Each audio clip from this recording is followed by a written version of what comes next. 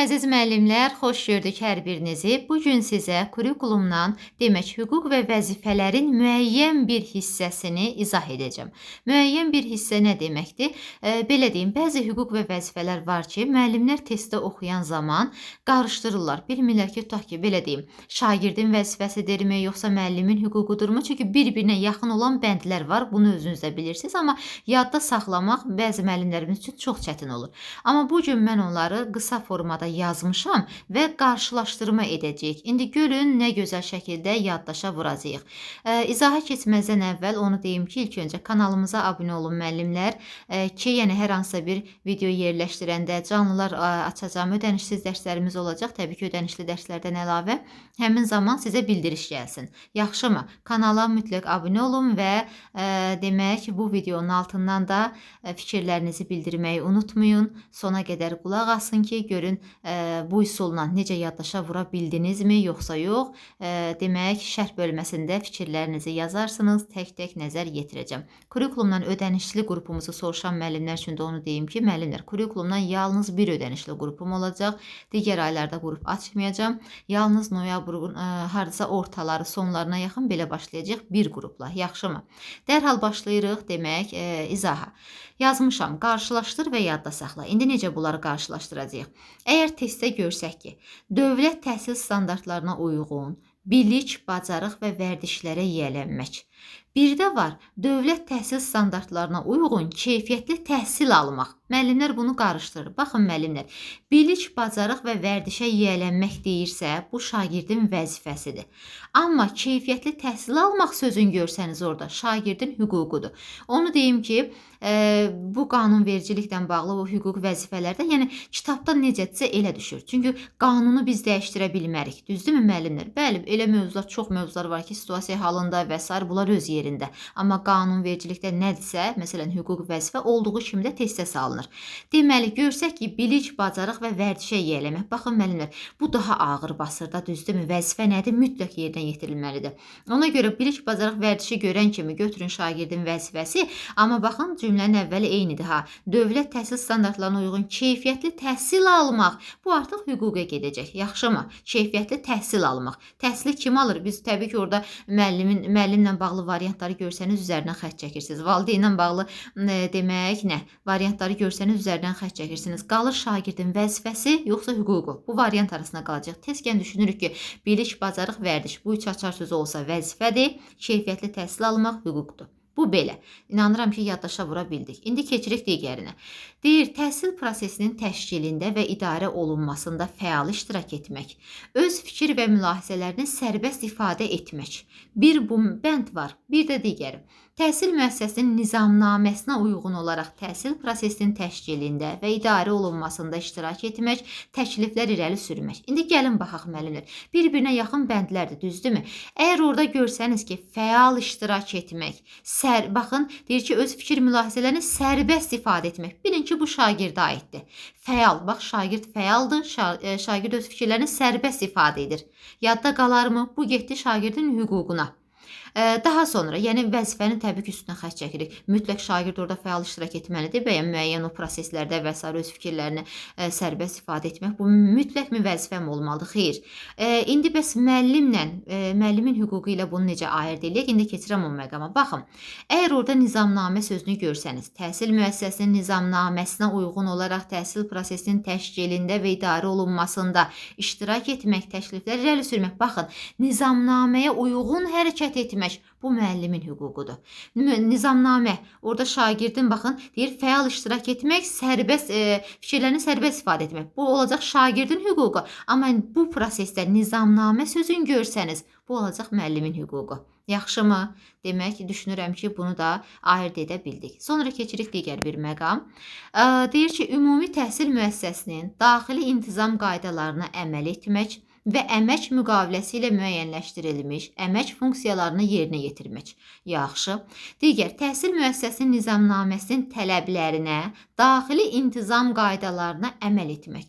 Görürsünüz, bir-birinə necə yaxın bəndlərdir. İndi gəlin müqayisə edək. Müəllimlər, əgər desək ki, baxın, deyir, daxili intizam qaydalarına əməl etmək və əmək müqaviləsi ilə müəyyənləşdirilmiş əmək funksiyalarını, əmək müqaviləsi. Siz işə qəbul olunursunuz, məktəbdən sizin aranızda əmək müqaviləsi bağlanır, düzdürmü? Burada bunun şagirdə nə aidiyyatı var bunun? Deməli, bu ya müəllimin vəzifəsi olacaq, ya da hüququ.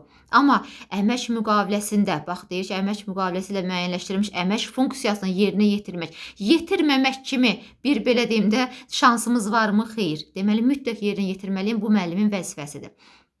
İndi keçirəm digər məsələ. Təhsil müəssisəsinin nizamnaməsinin tələblərinə, daxili intizam qaydalarına əməl etmiş. Müqavilənin adı varmı burada? Yoxdur. Baxın müəllimlər, deməli hər ikisi vəzifədir. Amma əmək müqaviləsi, əmək funksiyasından söhbət gedirsə, bu müəllimin vəzifəsi olacaq. Amma nizamnamənin tələblərinə, daxili intizam, nizam qaydalarına şagird mütləq nə etməlidir? Əməl etməlidir. Bu da oldu şagirdin vəzifəsi. Keçirik növbəti. Deyir ki, öz məktəb yoldaşları ilə təhsildə əməkdaşlıq etmək, bir bu məqam var. Sonra məktəb rəhbərliyi, məktəb psixoloqu və həmkarları ilə əməkdaşlıq etmək, təhsil alanların təlimi və inkişafı ilə bağlı məsləhətləşmələr aparmaq. Digər üçüncü məqam, məktəb kollektivi ilə əməkdaşlıq etmək, ümumi təhsil müəssisəsinin daxili intizam qaydalarına riayət etmək, işgüzar nüfuzunu qorumaq. Müəllimlər, baxırıq, deməli, öz məktəb yoldaşları ilə təhsildə əməkdaşlıq etmək. Elə öz məktəb yoldaşı, bu açar sözü bizə gəl deyir də, bu şagirdə aiddir. Bəs burada qarışdıra bilərik ki, bu vəzifədirmi yoxsa hüquqdurmu? Öz məktəb yoldaşları ilə təhsildə əməkdaşlıq etmək. Bax, tezkən onu düşünün ki, adicə biz qrup işi işlədəndə belə şagirdlərə tapşırırıq ki, əməkdaşlıq etməyi bacarmalısan. Əməkdaşlığa görə qiymətləndirmə var. Deməli, nə? Bu şagirdin vəzifəsidir. Öz məktəb yoldaşları ilə, demək, bu getdi şagirdin vəzifəsidir. Amma məktəb rəhbərliyi həm psixoloqun adını çəkir, həm də həmkarları. Bax, həmkar, müəllim həmkarı. Deməli, burada nəsə bir şey var. Ya müəllimin vəzifəsidir, ya da hüququ. Düzdürmü? Məktəb rəhbərliyi, məktəb psixoloqu, həmkarları ilə əməkdaşlıq etmək, təhsil alanların təlimi və inkişafı ilə də bu məsləhətləşmələr aparmaq ilə buradan da tutmaq olur. Amma ən əsas yuxarıdakı üç məqam, rəhbərlik, psixoloq, həmkarları ilə əməkdaşlıq etmək, bu da təbii ki, müəllimin vəzifəsidir. Amma məktəb kollektivi ilə əməkdaşlıq etmək, ümumi təhsil müəssisəsinin daxili intizam qaydalarına riayət etmək, işgüzar nüfuzunu qorumaq valideynin vəzifəsidir. Bu nə deməlidir? Bax, valideyn məktəb kollektivi ilə, istər müəllim, istər rəhbərlik olsun, istər psixoloq, digər kimlər varsa, onlarla əməkdaşlıq etməyə bacarmalıdır. Məktəbin, bəli, daxili intizam qaydalarına riayət etməlidir. Sonra işgüzar nüfuzunu, elə valideyn var ki, bəli, özü də işləyir, müəyyən vəzifəyə sahibdir. O, bəzən olur ki, valideyn gəlir məktəbə səsini atır, başdan müəyyən hərəkətlər və s. Onun işlədiyi müəssisənin adı hallanır. Sosial şəbəkələrdə bir də görürsünüz ki, yayılır ki, filan valideynlər, nə bilim, hansı məktəbdə, hansı hadisə baş verdi. Düşünək bunu, bax, nə üçün bunu açıqlayıram? İşgüzar nüfuzunu qorumaq. Axı, müəllim də deyirəm, üzrlüsən, valideynin özü də, yerində deyirəm, müəyyən bir vəzifə sahibi olan valideynlər var, düzdürmü? Deməli, o da öz işgüzar nüfuzunu nə etməlidir? Qorumalıdır. Eləsi var, belə deyim, həkimdir, eləsi var, digər peşə sahibidir. Hə? Demək, belə, bunu da görsək valideynin vəzifəsi. Məncə, bu üçün də ayırt edə biləcəyik. Digər məqam, yeni ixtisas almaq, staj keçmək, ixtisas və elmi dərəcəsini yüksəltmək. Bir də var, ixtisasını artırmaq, qabaqcıl pedaqoji təcrübələri, müasir interaktiv təlim metodlarını, innovasiyaları öyrənmək və tətbiq etmək. Gəlin baxaq. Deyir ki, yeni ixtisas almaq, staj keçmək, sonra nə? Elmi dərəcəni yüksəltmək. Mütləq mən məcburamma yeni ixtisas almağa? Tutaq ki, mən hər hansı bir ixtisası oxuyub bitirmişəm, mütləqmi ikinci və yaxud da ki, ixtisas artırma nəsə etməliyəmi və yaxud da ki, elmi dərəcəmi yüksəltmək üçün nələrsə etməliyəmi? Xeyr, edə də bilərəm, etməyə də bilərəm. Deməli, yeni ixtisas almaq bu müəllimin hüququdur, amma ixtisasını artırmaq, olduğu ixtisas, hal-hazırda sənin ixtisasın nədir? Bax, deyir, ixtisasını artırmaq, bəli, yeni pedaqoji, nə bilim, qabaqcıl təcrübələrdən yararlanmaq, müasir interaktiv təlim metodlarını, innovasiyaları öyrənmək, düzdürmü, tətbiq etmək, bu artıq nədir? Müəllimin vəzifəsi. Bax, dövrün tələbi də müxtəlif məktəblərdə indi müəyyən tələblər var, özünüz bilirsiniz, düzdürmü? Demək nə? İxtisasını artırmaq, yeni metodlarla dərs keçmək, müasir təlim üsullarından və sair, düzdürmü? Kompüteri bilmək olsun, digər avadanlıqlarla işləməyi bacarmaq, yəni ixtisasını artırmaq, öz üzərində işləmək bu müəllimin mütləq vəzifəsidir.